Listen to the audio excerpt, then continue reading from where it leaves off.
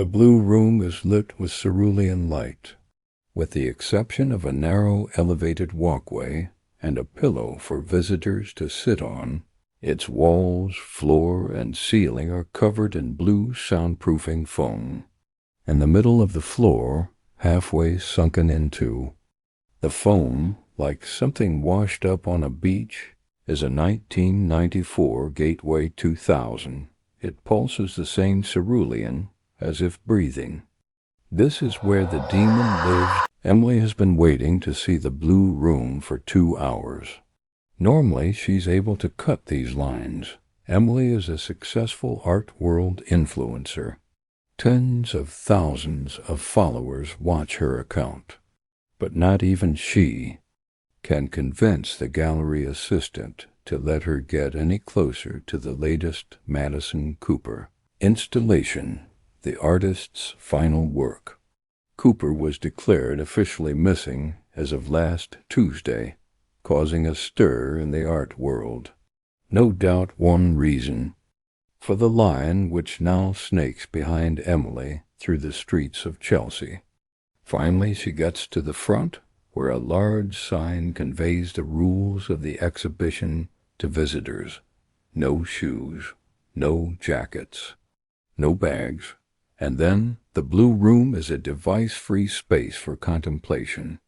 In order to fully experience the anechoic chamber and the demon that inhabits it, the artist requests that you surrender your electronic devices at the entrance. She ungracefully removes her platform combat boots, shoving them into the provided locker, along with her purse and phone. She's prepared for this. She's hidden a second phone, her real phone, in the pocket of her billowing silk pants. There is some debate among critics as to whether the demon is real. Some say it's just a metaphor for our obsession with screens and illusion. But others have reported feeling an unexplained static electricity clinging to their skin after leaving the installation. Everyone wants to see for themselves, which is why Emily feels compelled to do what no one has yet done. Capture the demon on video. Emily enters the blue room. She sits on the pillow, positions her body so that the security guard can't see her midsection, and pulls out her phone, slouching awkwardly to conceal it. She starts filming. For the first few minutes, there's nothing but the blue pulsing. It's silent.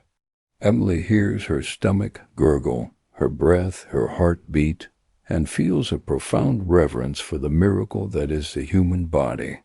The whisper hum of the computers. Fan grows louder. The demon takes shape on the screen.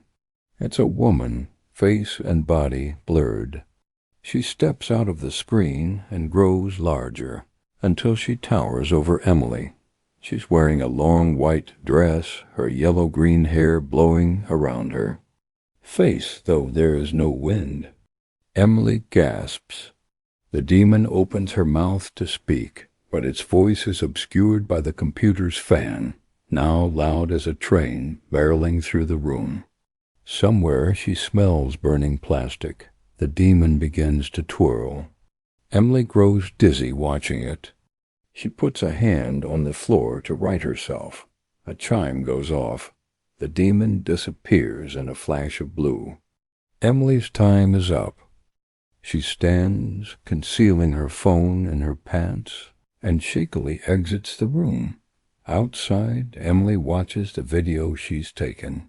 On the phone, the demon looks unremarkable vapor. A puff of steam, but on closer inspection, she can still make out the face, the dress. Her ears ring. She's lightheaded. Perhaps this is the effect of true genius. Her phone seems to grow heavy in her hand. She realizes she's late for drinks with her friend Jason. Jason is drunk by the time she arrives at the bar. He thinks that the blue room is totally derivative, though he admits he hasn't seen it. An artist himself, he's into more transgressive stuff. She knows Cooper is too tame for him. Still, she tries to explain her experience. The words come out as platitudes. The energy of the room, the stillness of it. Jason doesn't seem to care. This will be the last time anyone sees Emily in person. Back home, Emily posts videos about her day. Selfies in line for the installation. Jason drinking. A stencil reading, "Never give up on beauty," on the sidewalk. The demon, views, and messages begin to roll in. Then, without warning, her phone dies right there in her hand. She groans and plugs it into the wall to charge. Emily tells people that she's able to fully support herself through the endorsements she gets on Instagram. But the truth is that her brother Daniel, who works at a hedge fund, pays the rent and the phone bill. The endorsements can pay for groceries on a good week. Mostly the companies just send her free clothes and jewelry to wear and post about. She lives in a loft above, a steakhouse with a roommate who is never home. The aroma that lingers in the air shaft means Emily is always hungry for meat, though she's been vegan for years now. She's spooning leftover takeout rice into her mouth when she hears a moan. She peeks out the kitchen window, expecting to see a cat in heat. All that's there is a cook having a cigarette. On her bed, the phone has switched on again. It's frozen on a light blue screen. Emily realizes with a little shiver that it's the same color as the Cooper installation. Then the moaning starts. Again, it's coming from the phone. She tries to turn it off, pressing the power button repeatedly, but the blue remains. She flings it onto the hardwood floor. This doesn't do any good either. A minuscule crack has formed in the screen. Smoke curls from beneath the glass. Soon all Emily can smell is frying steak and the burning plastic from the installation. She gags, the vertigo sweeps over her, and all she can see is blue.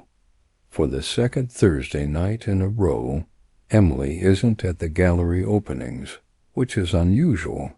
Jason has wandered through all of them, refilling a disposable plastic cup with bourbon from his flask. It feels weird to be here without Emily. Her Instagram has changed. It's video after video of her twirling around in endless circles. Or is it her? It seems the longer he looks, the more her features alter. When he texts, her replies are cryptic. Blue heart emojis, strings of meaningless words. An arm creeps around his waist, and he jumps. It's Rachel Miller, the art critic, drunk. "Jason," she exclaims, shoving a strand of platinum hair away from her face. "Can you explain this pretentious crap to me?" On her phone is a tiny, twirling Emily. They watch together. "I can't," he mutters. He's cold all of a sudden, though the gallery is stifling.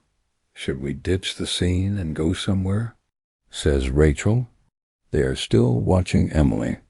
Spin, the same panicked look on her face each time it meets the camera. "Please," says Jason. Rachel puts her phone away. Arm in arm, the